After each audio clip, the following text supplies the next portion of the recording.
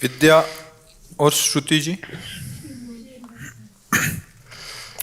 पूज्य महाराज जी, आपके चरणों में कोटि कोटि प्रणाम। गुरुदेव, हम दोनों रामकृष्ण मठ एवं से दीक्षित हैं। 3.5 साल से YouTube द्वारा आपका सत्संग श्रवण कर रहे हैं। भगवत कृपा और आपके सत्संग के प्रभाव से हमको वृंदावन वास मिला है। आपके सत्संग सुन के हमको यही लगता है कि हमसे ज्यादा आप हमारे मन को जानते हैं। कृपया मार्गदर्शन करें आगे। नहीं, आप क्या मार्गदर्शन चाहते हैं, आप बताइए।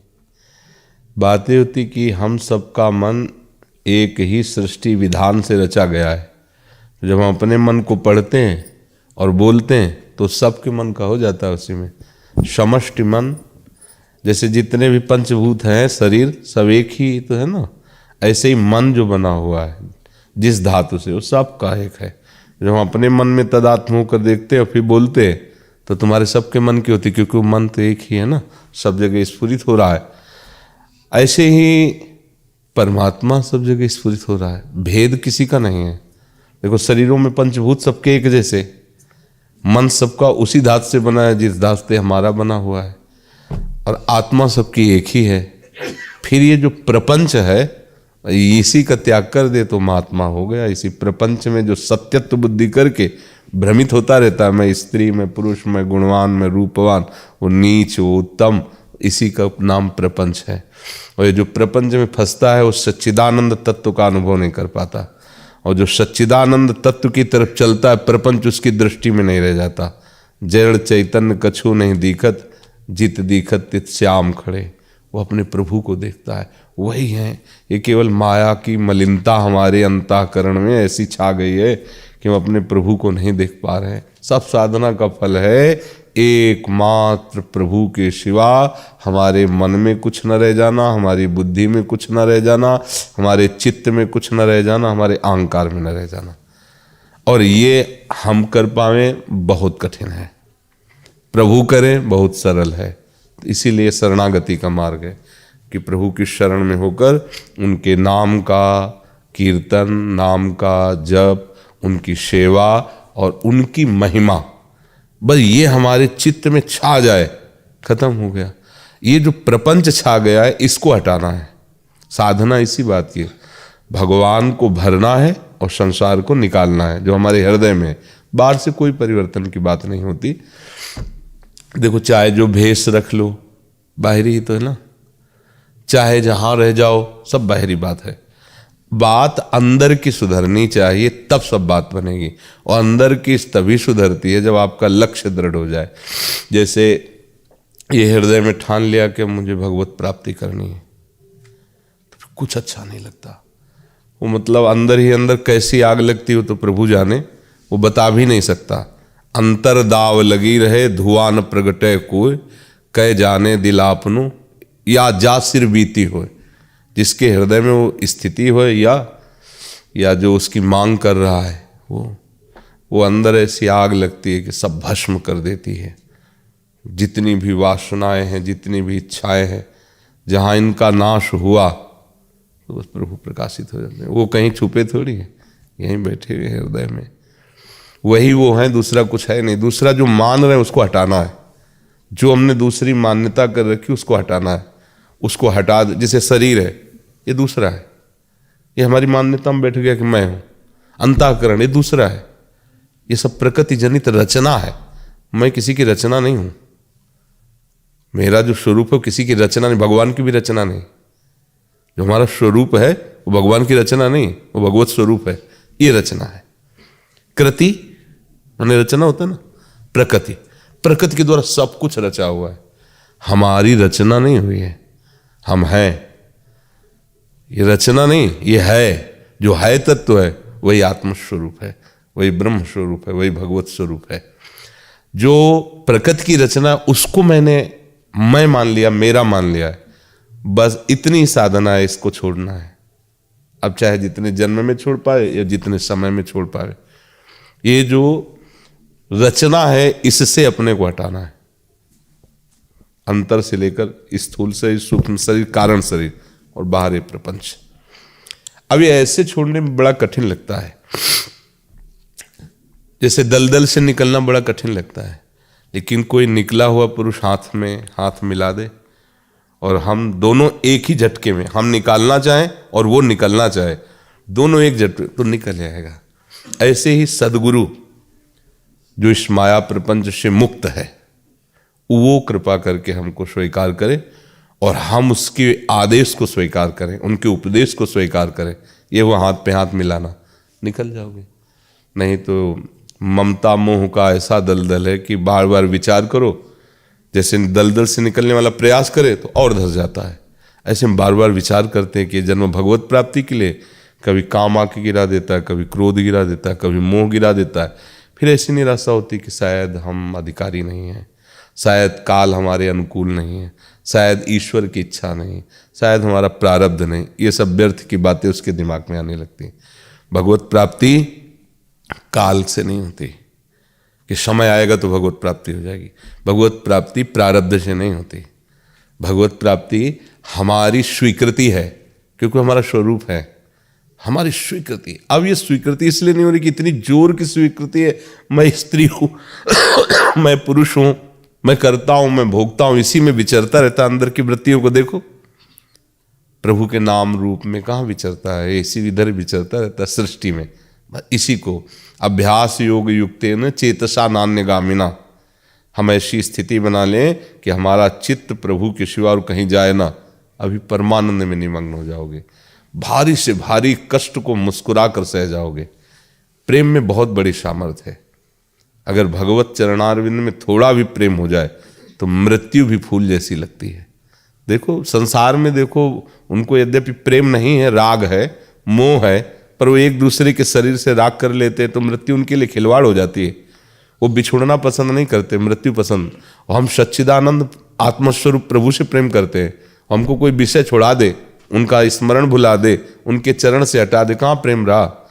अरे एक साधारण शरीरधारी परस्पर प्रेम करता है तो मृत्यु स्वीकार करना अच्छा होता है, लेकिन वो सोचता है मैं बिछुड़ नहीं सकता और मैं सच्चिदानंद तत्व का अंश अपने अंशी से मिलना चाहता हूँ, और मुझे कोई विषय सता रहा है तो हम अपने प्रभु को भूल कर उस विषय को स्वीकार कर। कैसे प्रेमी हम, कैसे भगवत मार्ग के पथिक हैं।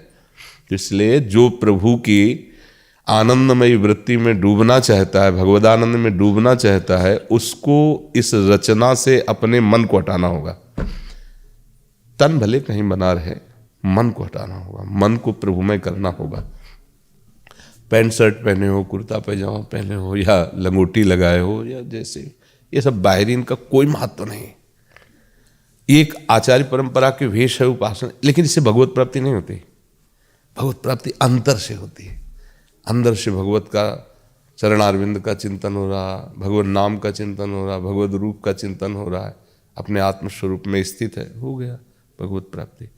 अब ये कहने में तो बहुत सरल है, लेकिन संबंध जो हमने मान रखे उनको छोड़ना बहुत कठिन पड़ रहा है। देखो बार बार शरीर को कह देते हैं कि मैं नहीं, पर देखो क्या दशा है। जरा सा कष्ट हो जाए तो प्रभु को भूल गए, अर्थात प्रिय शरीर हुआ। अगर हम किसी भी सुख सामग्री के भोग समय प्रभु को भूल गए तो हमारी प्रभु से भी बढ़कर प्यारी वस्तु आ गई। किसी भी दुख में हम भूल गए तो प्रभु हल्के हो गए, वो दुख भारी हो गया। ऐसा नहीं होता, उपासक ऐसा नहीं होता। भारी से भारी दुख में भी वो भगवदाकार वृत्ति, और भारी से भारी सुख अनुकूलता में भी भगवदाकार वृत्ति। ना हर्ष होता है ना शोक होता है। अगर हम ऐसे चले, खूब नाम जप करते हैं तो स्थितियाँ आ जाती हैं। वैसे स्थिति बातों से नहीं आती है, भजन से आती है। खूब भजन करो, स्थिति आ जाएगी। बारी मथे घृत होए बरु, सिकता ते बरु तेल, बिनु हरि भजन न भवतरी, या सिद्धांत पेल। जैसे हम किसी भी छत पर जाने के लिए सीढ़ी का प्रयोग करते हैं, ऐसे भजन न सेनी प्रेम की। जितना जप करोगे, जितना भगवत ध्यान करोगे, जितना प्रभु से जुड़े रहोगे, आपकी आध्यात्मिक शक्ति बढ़ेगी। आप इस प्रकृति से ऊपर उठने लगेंगे, शरीर राग से ऊपर उठने लगे। आप भजन करते नहीं, 2-4 दिन संयम से रहे, फिर भ्रष्ट हो गए, फिर गिर गए भोगों में, तो फिर वो मलिनता बनी रहती। इसलिए वो दिव्यता की तरफ हम चल नहीं पाते। अगर हम मलिनता को रोक पावें तो यही तो साधना है। तो दिव्यता तो हमारा स्वरूप है, उसको कहीं आना जाना थोड़ी। जो भगवान है वही जीव है। जीव कोई नई चीज, उसका जीव नाम इसीलिए पड़ा कि शरीर राग से युक्त हो गया है, वो शिव ही है। भूल गया, अपने स्वरूप को भूल गया। कई बार बताया, जैसे एक आदमी, गरीब आदमी ना, वो रिक्शा चलाने लगता है तो जब हम कहते हैं ए रिक्शा, तो खड़ा हो जाता है ना। अब उसमें रिक्शा में अपने को तदात्म कर ले, वो रिक्शा थोड़ी है, पर तदात्मता के कारण वो खड़ा हो जाता है। फिर वो पैसा वाला बना तो टैक्सी चलाने लगा, कार। हम ए टैक्सी, अब वही रिक्शा कहने से नहीं रुकेगा, अब टैक्सी कहने से रुकेगा। उसने टैक्सी में तदात्म। ऐसे ही न वो टैक्सी है न रिक्शा है, ऐसे ही जो जीव है उसको जो शरीर मिलता है उसमें तदात्म हो जाता है। अब तदात्म होने के कारण अपने स्वरूप को नहीं पहचान पाता। अगर ये तदात्म हटा ले, यही साधना है, तो हमें कुछ नहीं प्राप्त करना, सब कुछ है हमारे पास। हमारे पास भगवान भी यहीं बैठे हुए हैं, चिदानंद दिव्यता सब यही है। जिन जिन महापुरुषों को मिला वो कहीं बाहर नहीं मिला, अपने अंदर मिला। खूब नाम जप करो और संयम से रहो और लक्ष्य दृढ़ रखो। इसी जन्म में मुझे भगवत साक्षात्कार करना है, हो जाएगा। हमारा जन्म ही भगवान ने इसीलिए दिया है मनुष्य जन्म, कि भगवत साक्षात्कार करे। हमें भोगों के लिए तो बहुत सी योनियां हैं, जिसमें सब भोग ऐसे ही मिलते हैं। जैसे अपने को बहुत अच्छा गद्दा सैया हो तो सुख मिलता है ना, सुअर को कीचड़ में लौटने पे बिल्कुल वैसे सुख मिलता है। जैसे अपने एसी रूम में अनुकूल है, ऐसे उसको बढ़िया कीचड़, जैसे अपने को अच्छे अच्छे भोग पदार्थ खाने को मिले, उसको विष्ठा में वैसे ही सुखानुभूति होती है। वो लड़ता है एक दूसरे से पहले पाने के लिए। ये सब इंद्रियों के सुख मारे घूम रहे हैं हर योनि में।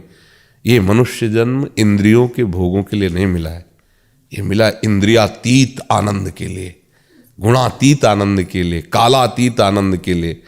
अब बड़े कृपा पात्र जन हैं जिनको ये बातें सुनने में अच्छी लगने लगी, नहीं किसको अच्छा लगता है? वर्तमान में सामने आए हुए प्राकृतिक भोगों को भोगना ही हम अपनी सफलता समझते हैं। नहीं समझ? खूब रुपया हो जाए, बढ़िया सब भोग सामग्री हो जाए, हम खूब भोगे, होगा क्या फिर क्या होगा? मरोगे तो है ही है ना ये अनुभूति टिकेगी, क्योंकि परिवर्तनशील पदार्थों की क्या अनुभूति? रोज पाते हैं लेकिन भूख मिटी नहीं, रोज भोगते हैं लेकिन तृष्णा मिटी नहीं, कामना मिटी नहीं। तो विचार तो करना चाहिए कि यार कुछ तो हमसे गलती हो रही है।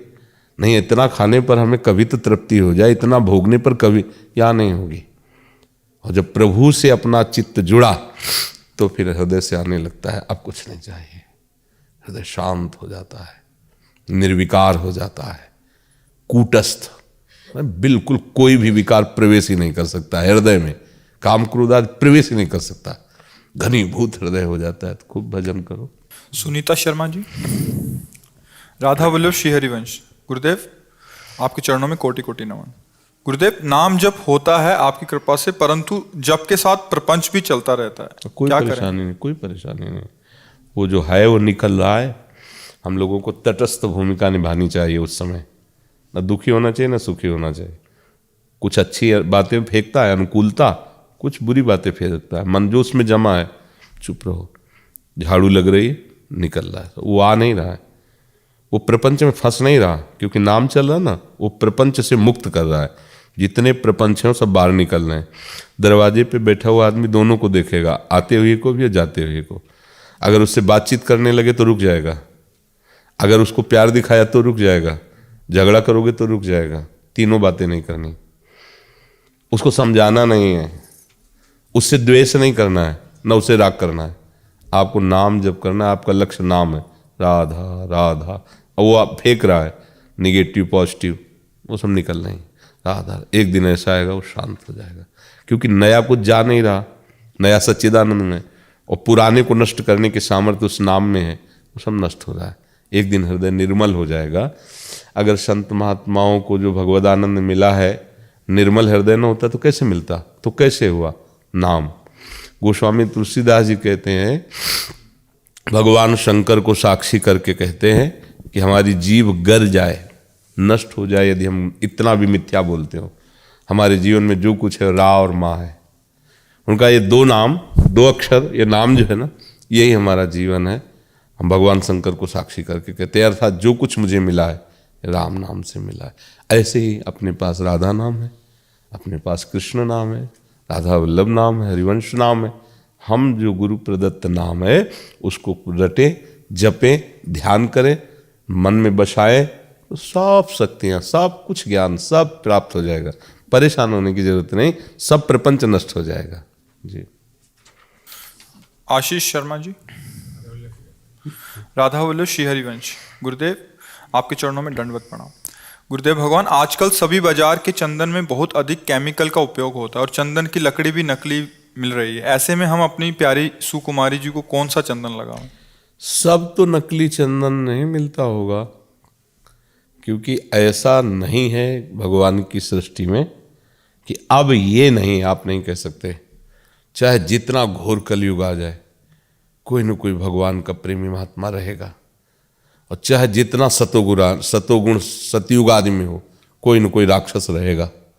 ये भगवान की उपज है बनाई हुई, ये हर युग में रहती। जैसे अभी कलयुग चल रहा है ना, बोले बहुत मलिन है, और भगवान रामचंद्र जी जब वनवास में विहरण कर रहे हैं तो वहाँ देखा हड्डियों का ढेर लगा था। किनका ढेर? बोले ऋषियों की। राक्षसों ने ऋषियों को खा खा के हड्डियों का ढेर लगा दिया।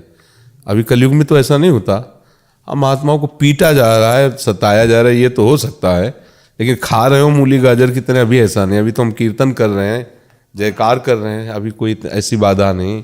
तो ऐसे ही हर समय हर युग में सब कुछ होता है, सब कुछ होता है। अब हमें खोज करनी होगी।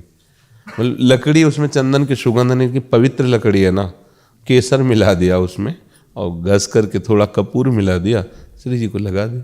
हमारी भावना चंदन की जो बाजार से घिसा हुआ आता है, इसमें सेवा नहीं बनती। आप अगर थोड़ा सा कहीं खोज करो, जैसे अपने भी है, तो अब मलयागिरी से तो सीधे चंदन यहाँ पोस्ट होगा नहीं, तो उसे हम चंदन मान लेते हैं। जैसे मृत्तिका की या अन्य धातुओं की जो मूर्ति होती है, उसे हम भगवान मान लेते हैं, हमें भगवान मिल जाते हैं, मानने से मिल जाते। ऐसे हम उसे चंदन मान लेते हैं कि मुझे असली चंदन मिल गया। अब लकड़ी में तो क्या है ना, लकड़ी ही तो है ना, और उसको हम केसर और कपूर डाल के घसते हैं, अपनी श्री जी को लगा देते हैं। उसमें केमिकल तो नहीं मिला है, उसमें और गंदी कोई वस्तु नहीं मिली है। कैसे बनाया हमें कि अब अपने धीरे धीरे घर, तो हमारी सेवा भी बन गई। सेवा में श्री जी के लिए बाजार का वो चंदन आदि तो नहीं लगाते हैं, अपने घस लेते हैं धीरे धीरे धीरे, और सुगंध उसमें हमारी भावना की होती है।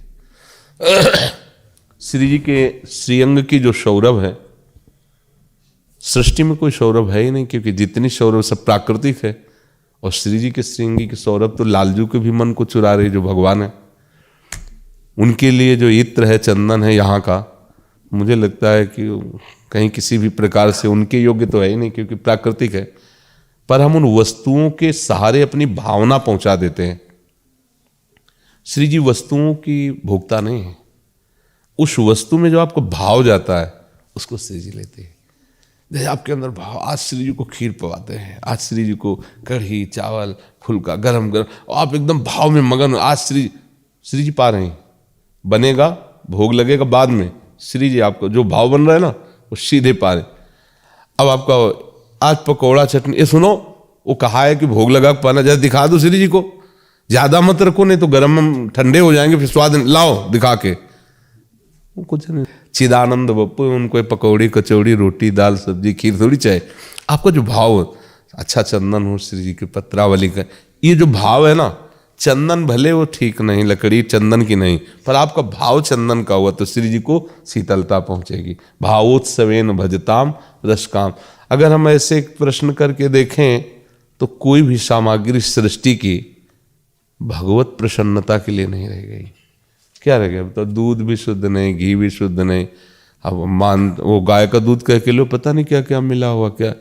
जब मूंग की दाल को पानी में डाल के धोया जाता तो हरा रंग उससे निकलता है। आप बताओ कितनी बुद्धि खराब हो गई। दाल को रंग दिया। अब हम कौन सी पदार्थ में दृष्टि डालें कि भाई फल का भोग लगा दो? तो ऐसे ऐसे इंजेक्शन लगाए जाते हैं, ऐसी ऐसी उनको ऊपर से सब केमिकल आदि लगाए, वो सुरक्षित रहे 2-4-6 महीने। अब कैसे वो तो श्री जी के लायक कहाँ रहे ना? वो कहाँ फल के वृक्ष रह रहे हैं? वृक्ष रहे कहाँ रहे? बिल्डिंगें बन रही, वृक्ष जा। अगर हम ऐसे नकारात्मक सोच में जाएं तो हम अभी दुखी हो जाएंगे। हम सकारात्मक सोच में, नकारात्मक रखते हैं। जो वस्तु हमें सहज में मिल रही, उसको हम जब श्री जी को भावपूर्वक समर्पित करते हैं तो लाडली जो हमारे भाव को, भावोत्सवेन, बस भाव हमारा मुख्य है। हम खास बात अंदर की रखते हैं, अंदर के चिंतन की। बाहर से हमारे अंदर वो वस्तु जो भाव समर्पित करने, वो वस्तु में सामर्थ्य नहीं। अंदर से हमारा भाव हो गया। श्री जी को फूलों के बंगले पे बैठा ले, श्री फूलों की गद्दी, सुंदर सुंदर गुलाब लाए, कमल लाए, ऐसे ऐसे हम श्रृंगार कर रहे हैं, और ऐसा फूल मंगला, ऐसी गल, और ऐसी प्रिया प्रीतम उसमें विराजमान हो, ऐसे ऐसे हो रही बहुत दिव्य सेवा, वो सब पहुंच रहा है। वो कल्पना नहीं है, वो दिव्य सच्चिदानंद से जुड़ी हुई वृत्ति है। अब प्रकट में आप बाहर उतनी नहीं कर सकते क्योंकि उतनी सामग्री नहीं, लेकिन भाव में आप कर रहे हैं ना, तो ऐसे उपासक भावुक होता है, भाव के द्वारा अपने आराध्य देव पर अपना अधिकार कर लेता है, भाव के द्वारा, वस्तुओं के द्वारा नहीं।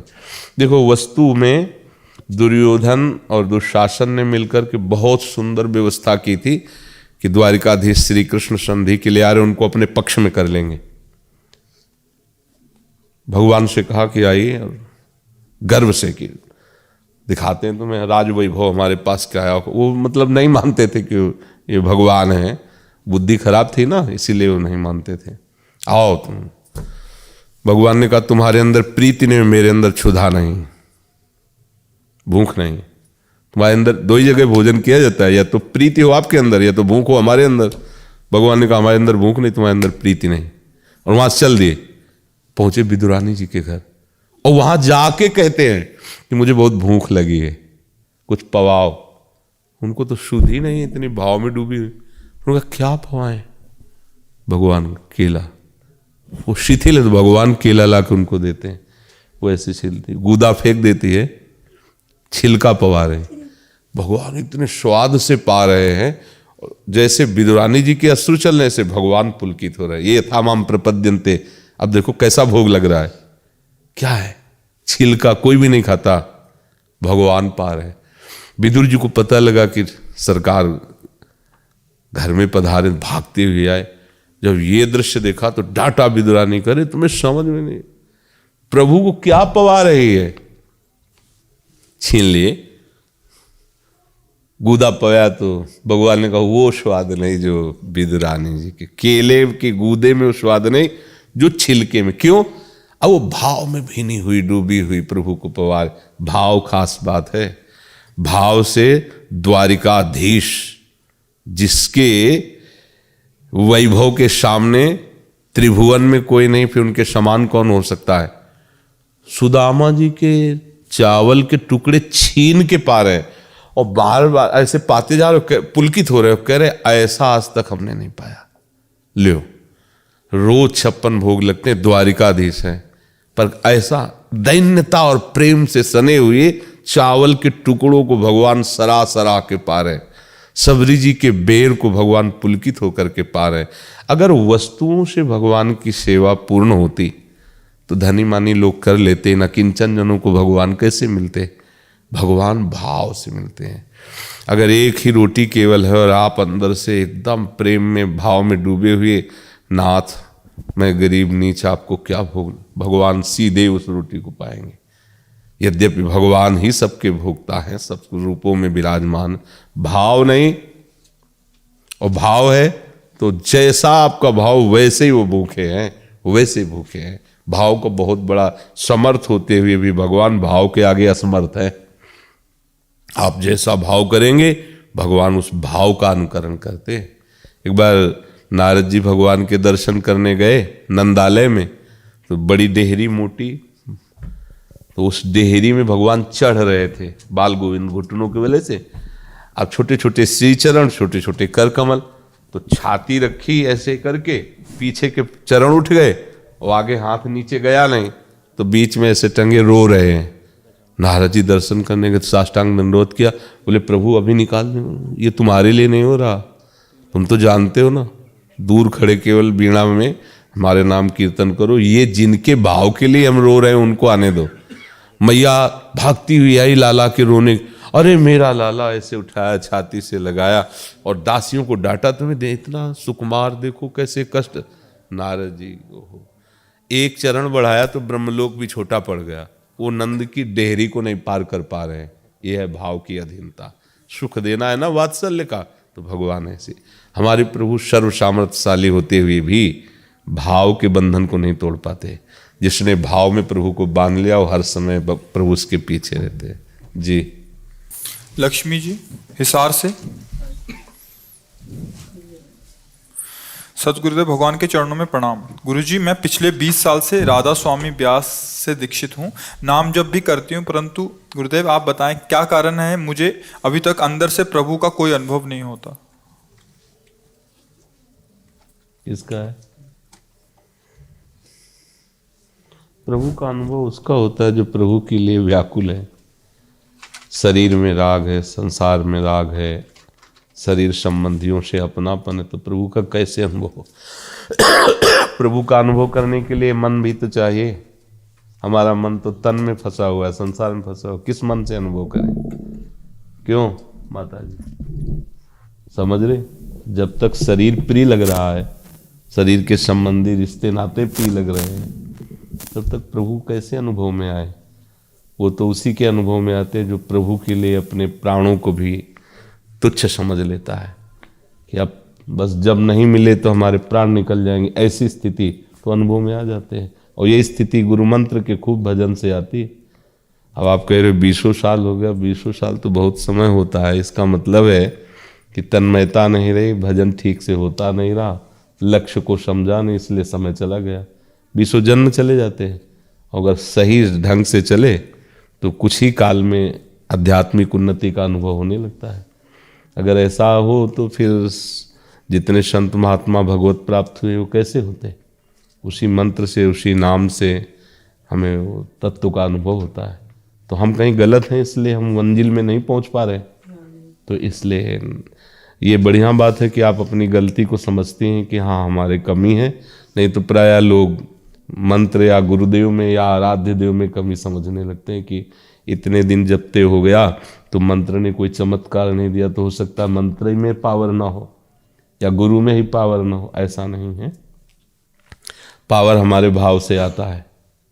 हम एक माटी की मूर्ति बनाकर उसमें भावना करें तो पावर आ जाएगा। भगवान उसमें भी हमसे बात कर सकते हैं, क्योंकि कोई कण ऐसा नहीं जहाँ भगवान ना हो। तो हमें अपना भाव संभालना है।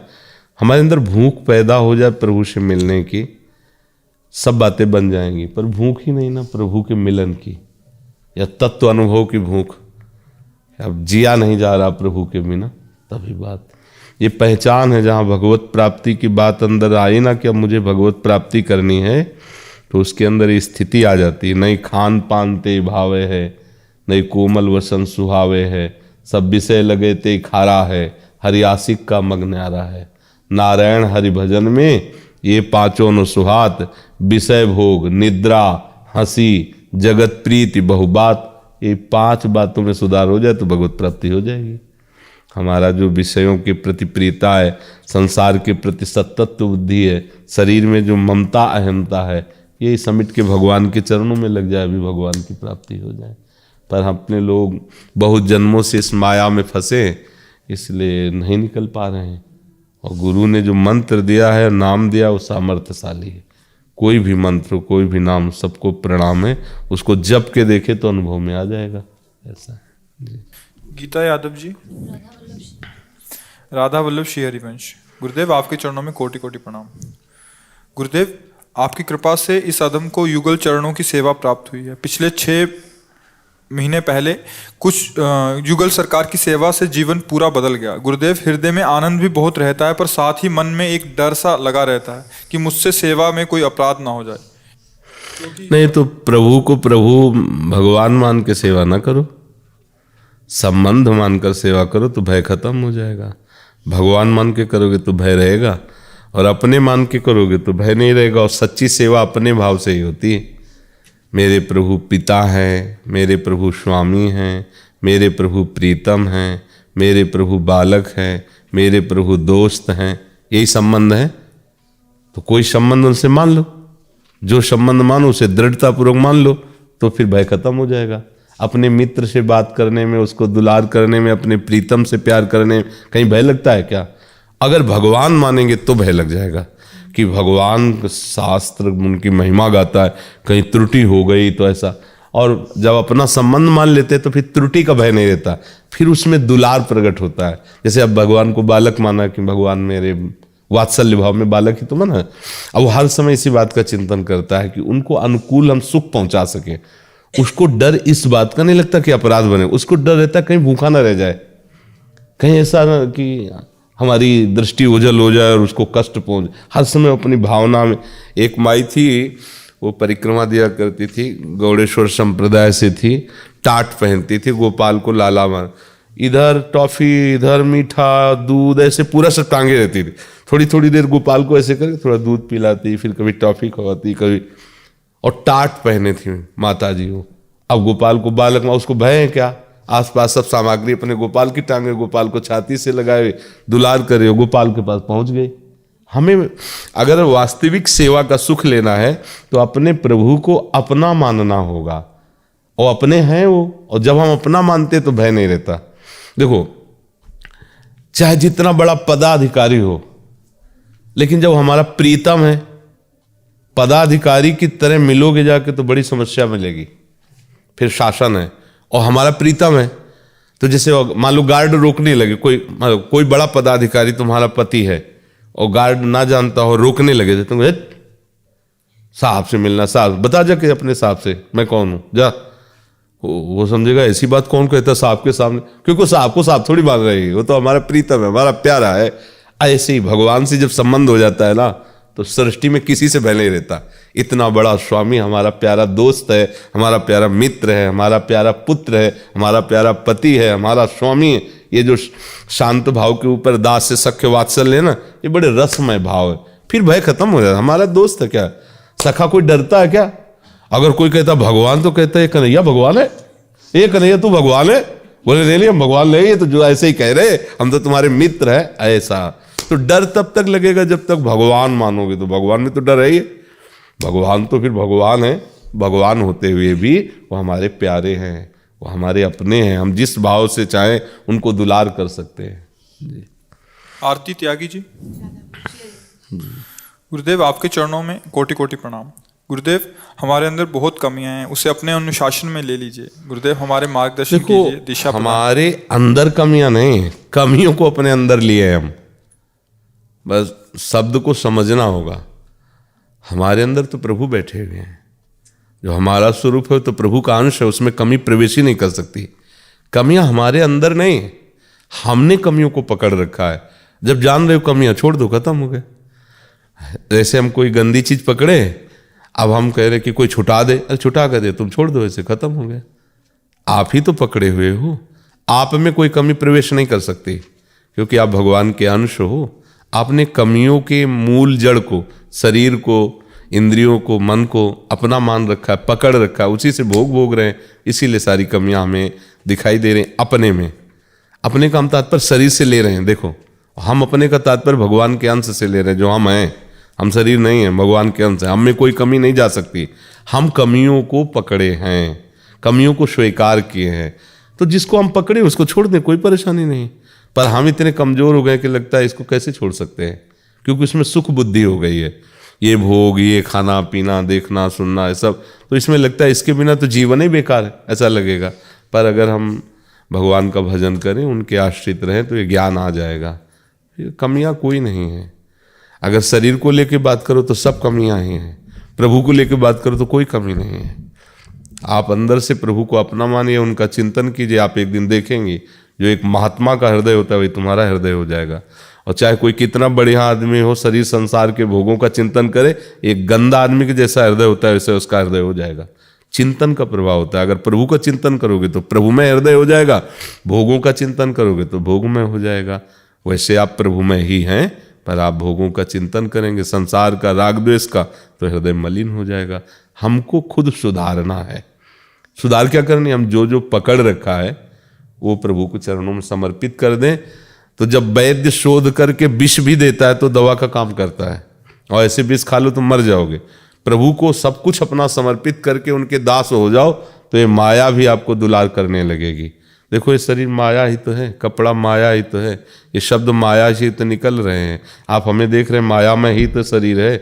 तो अब ये हमारे कल्याण का काम कर रहा है, हमें भजन करवा रहा है, हमें सत्संग बोलने का अवसर दे रहा है। सत्संग, अगर हम प्रभु से विमुख हो जाएं तो अभी ये माया हमसे गाली बुलवाने लगेगी, लड़ाई झगड़ा कराने लगेगी, नाना प्रकार के कुकर्म कराने लगेगी। प्रभु की शरण में तो यही माया हमारा सहयोग कर रही, हमें आनंद की तरफ ले जा रही। बस समझो, प्रभु के आश्रित रहो, नाम जप करती रहो। अनुराधा शर्मा जी, पंजाब से। गुरुदेव आपके चरणों में कोटि नमन। गुरुदेव अन्य देवी देवताओं की पूजा बचपन से करती आ रही हूँ, अब छोड़ नहीं पा रही, गुरुदेव मार्गदर्शन कीजिए। करती रहो, उसमें परेशानी क्या है।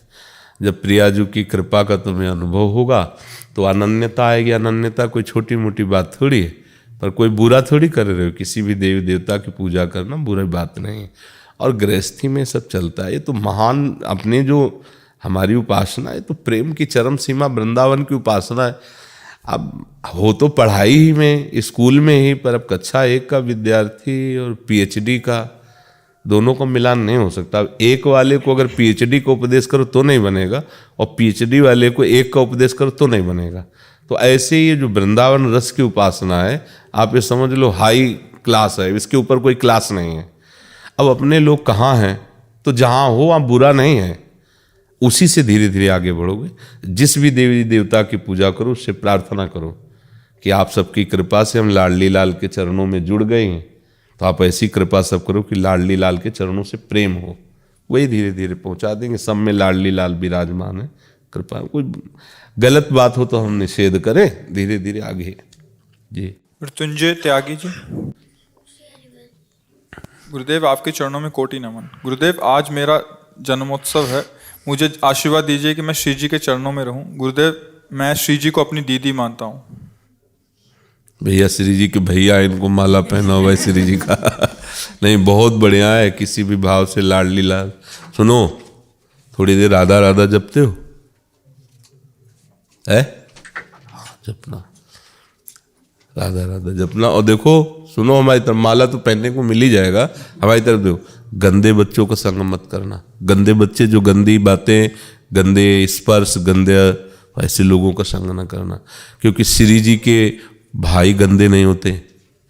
जो गंदा आचरण करता है वो श्री जी के भाव में नहीं आ सकता।